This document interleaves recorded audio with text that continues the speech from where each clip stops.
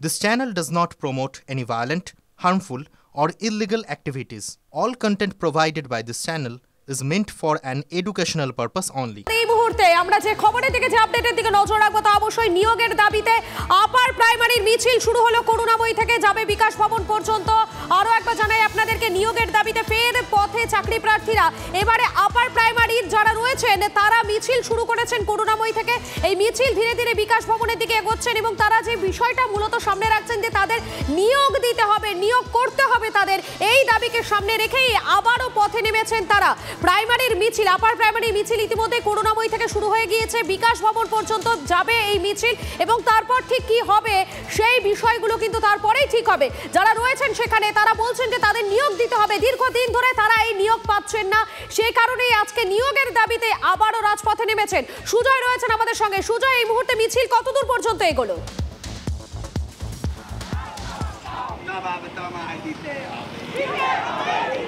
দেখো, করুণাময়ী থেকে মিছিল শুরু হয়েছে আপার প্রাইমারির যারা শিক্ষক তাদের এবং মোট 1241 জন শিক্ষক যাদের ভাগ্য এই মুহূর্তে নির্ধারণ করছে রাজ্য সরকার একটা সিদ্ধান্তের উপর।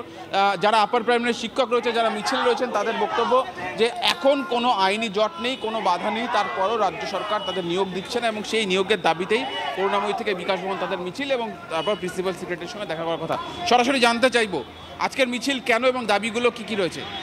আজকে যে মূলত আমাদের বিকাশ অভিযান, প্রিন্সিপাল সেক্রেটারির সঙ্গে সাক্ষাৎকার 4 সেপ্টেম্বর 2025 সালে উক্ত ডিভিশনম্যান জানিয়েছেন 20 নভেম্বরের মধ্যে 1241 জন প্রার্থীর কাউন্সিলিং সম্পন্ন করতে হবে। 28 আগস্ট 2024 সালে রায়দান দেওয়া হয়েছিল আপার প্রাইমারি নিয়োগে 5ম থেকে 8ম শ্রেণী 14,052 জনের নিয়োগ করতে হবে। আমরা প্রত্যেকে 14,052 মধ্যে মেধাতালিকা অন্তর্ভুক্ত রয়েছি। 12,723 স্কুল সার্ভিস কমিশন করলো, তারা করলো না কেন? দপ্তর তাদেরকে ভ্যাকেন্সি পাঠায়নি। সেই একটা বিষয়, সেই জায়গাতে আমরা কন্টেম করি। কন্টেম মামলায় স্কুল সার্ভিস কমিশনের চেয়ারম্যান সেক্রেটারির পাশাপাশি 8ই আগস্ট প্রিন্সিপাল সেক্রেটারি কমিশনারকে পার্টি করা হয়, তাদের বক্তব্য শোনা হয়। কেন এটা এখন সম্পন্ন হলো না? তারা জানায় তাদের এভিডেভিটের সার্বিক বিষয় জানানোর পর তাদের কাছে লিখিত জবাব নেওয়ার পর 4 সেপ্টেম্বর অর্ডার হয় এই 1241 প্রার্থীকে। মানে এই মুহূর্তে কোনো বাধা নেই, কোনো বাধা নেই, কোর্ট অর্ডার রয়েছে। 28 আগস্ট কেন সরকার দিচ্ছে না? সেই দাবি, সেই মর্মেই তো আজকে আমরা রাজপথে নেমেছি।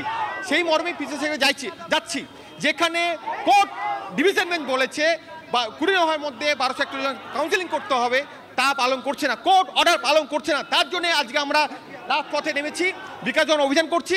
আমরা প্রিন্সিপাল সেক্রেটারির সঙ্গে সাক্ষাৎ করব, কোর্ট অর্ডারকে কমপ্লায়েন্স করতে হবে। মূল অর্ডার ছিল 14,052, যেটা সুপ্রিম কোর্টে সহকারী এসএলপি 3 রিভিউ ডিসমিস হয়। আজকে জানানোর পরেও প্রিন্সিপাল সেক্রেটারি বা শিক্ষা দপ্তর কোনো ব্যবস্থা না নেয় নিয়োগের ক্ষেত্রে, পরবর্তী কি করবে? আমরা রাজপথে রয়েছি, 27 নভেম্বর শুনানি রয়েছে কোর্টে, কোর্টে মোকাবেলা হবেই। কিন্তু কোর্ট তো ডিভিশন বেঞ্চ আমাদের নির্দেশ দিয়ে দিয়েছে 20 নভেম্বর করতে হবে। অর্থাৎ নিয়োগের দাবিতেই তারা আবারও যে পথে নেমেছেন সেটা তারা স্পষ্ট করছেন। তুমি থাকো আমাদের সঙ্গে সুজয়। অপরদিকে আমাদের অপর প্রতিনিধি সুমন রয়েছেন আমাদের সঙ্গে। সুমনের কাছে চলে যাবো। সুমন, এই মুহূর্তে তুমি যেখানে রয়েছো সেখান থেকে ঠিক কি ছবি ধরা পড়ছে? দেখো, এসএলএসটি পরীক্ষা যেটা হয়েছে 2016 সালের পর 2025 সালে এতদিন সময় লেগেছে, তারপর যেটা দেখা যাচ্ছে যে কাট অফ পূর্ণমানের থেকে কোথাও কোথাও বেশি হয়ে গেছে, এমনটা অভিযোগ আসছে প্রশাসনের তরফ থেকে এবং তার জন্য তারা রাজপথে নেমেছেন এবং হাতে থালা নিয়ে তারা কিন্তু রাজপথে নেমেছেন এবং তারা বলছেন যে শূন্য পদ বাড়াতে হবে, অভিজ্ঞতা 10 নম্বর বাদ দিতে হবে।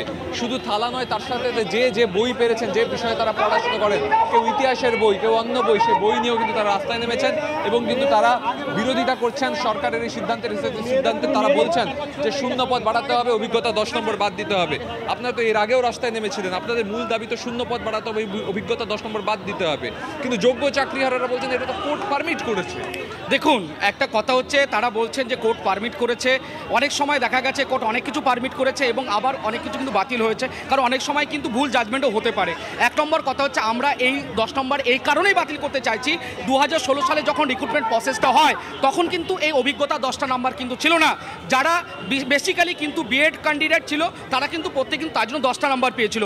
তারা সেই সময় যে ক্ষেত্রে 10টা নাম্বার পেয়েছিল সেক্ষেত্রে কিন্তু আমরাও কিন্তু সেই 10টা নাম্বারে কিন্তু দাবিদার এবং সেক্ষেত্রে এই যে 10টা নাম্বার তাদেরকে অবৈধভাবে দেওয়া হচ্ছে। আমরা যারা 60.5 নাম্বার পেয়েছি কিংবা তাতে কম বেশি একটু যাই পেয়েছি কিনা, আমরা কিন্তু দেখা যাচ্ছে তাদের এই 10টা নাম্বারের মেজারমেন্টের কারণে আমরা কিন্তু কোনো প্যানেলেই আসতে পারছি না। সেই জন্যই তারা কিন্তু মিছিল করছেন। তুমি দেখো, শিয়ালদায় জাতীয় পতাকা হাতে এবং বই হাতে এই মিছিল শুরু হচ্ছে, যে মিছিল রামলীলা ময়দান পর্যন্ত যাবে। আপনারা তো শূন্যপদ বাড়ানোর কথা বলছেন। না, 10 নম্বর পুরো বাতিল। 10 নম্বর বাতিল। প্রথম পয়েন্ট হচ্ছে 10 নম্বর পুরো বাতিল, তারপরে হচ্ছে শূন্যপদ বৃদ্ধি। কিন্তু যারা যোগ্য চাকরিহারা তারা বলছেন যে কোর্ট পারমিট করেছে 10 নম্বর বাড়ানোর জন্য। কোর্ট কখনো পারমিট করেনি। আমি অর্ডার কপি পড়েছি, সেখানে লেখা আছে সর্বোচ্চ সুবিধা দিতে, কিন্তু সেখানে কোথাও বলা নাই যে 10 নম্বর আগে দিতে হবে, কোথাও বলা নেই এটা। আর এই 10 নম্বর আগে তো কোনোদিন ইন্টারভিউর আগে এরকম এক্সপেরিয়েন্স মার্কস কোনোদিন দেওয়া যায় না।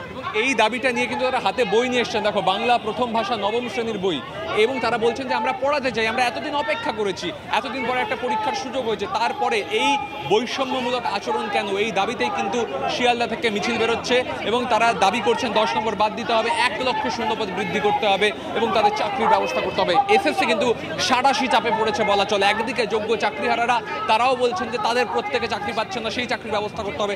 ফ্রেশার্সরা বলছেন তাদের চাকরির ব্যবস্থা করতে হবে। আপার প্রাইমারি চাকরি প্রার্থীরা তারা রাস্তায় নেমেছেন। সব মিলিয়ে আজকে কিন্তু চাকরিহারাদের মিছিল এবং চাকরি প্রার্থীদের মিছিলে রাজপথ সরগরম।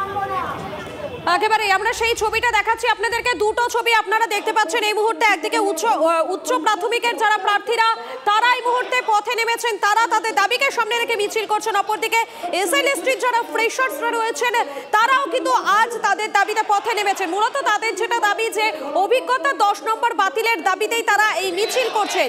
শূন্যপদ বৃদ্ধির দাবিতে মিছিল, শিয়ালদা থেকে মিছিলে এসএলএসটির ফ্রেশার্সরা। দুটো ছবি দেখাচ্ছি আপনাদেরকে।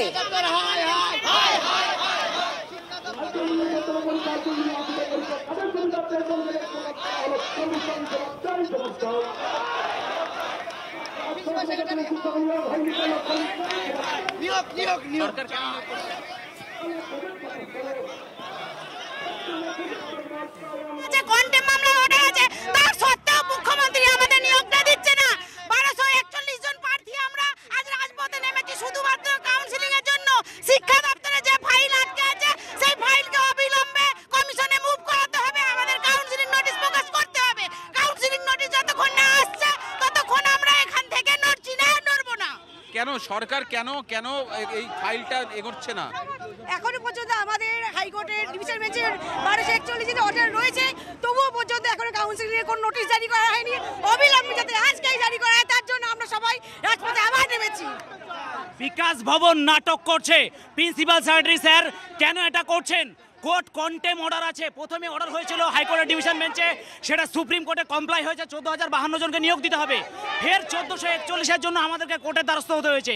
কলকাতা হাইকোর্ট কন্টেম মামলার রায় দিয়েছে যে 1241 যে আপার প্রাইমারি চাকরি প্রার্থী রয়েছে তাদেরকে নিয়োগ দিতে হবে। মানে তো সরকার আদালত অবমাননা করছে নাকি? এক্স্যাক্টলি, কন্টেম মানেই তো অবমাননা করা। হাইকোর্টের অবমাননার সাহস থেকে পাই যে 1241-এর ভ্যাকেন্সি এসএসসিকে কেন পাঠাচ্ছে না। আমরা আজকে এসছি অন স্পট 1241-এর নোটিশ দিতে হবে এবং কাউন্সিলিং নোটিশ দিতে হবে। যতক্ষণ না ওয়েবসাইটে কাউন্সিলিং নোটিশ পাচ্ছি আমরা রাস্তার আন্দোলন করে যাচ্ছি। আমরা লড়ছি। আপনার নামটা জানাচ্ছি। আমার নাম ওসমান গনি, পশ্চিমবঙ্গ আপার প্রাইমারি চাকরি প্রার্থী মঞ্চের সহসভাপতি। আপনারা দেখতে পাচ্ছেন দুটো ছবি দেখাচ্ছি আপনাদেরকে। রাজপথ আবারও উত্তাল হয়ে উঠেছে নিয়োগের দাবিতে। আবারও চাকরি প্রার্থী যারা রয়েছেন তারা তাদের ন্যায্য দাবিকে সামনে রেখে পথে নেমেছেন, তারা মিছিল করছেন। একদিকে করুণাময়ীর ছবি দেখাচ্ছি, অপরদিকে শিয়ালদার ছবি দেখাচ্ছি। দুটো ছবি দেখতে পাচ্ছেন আপনারা।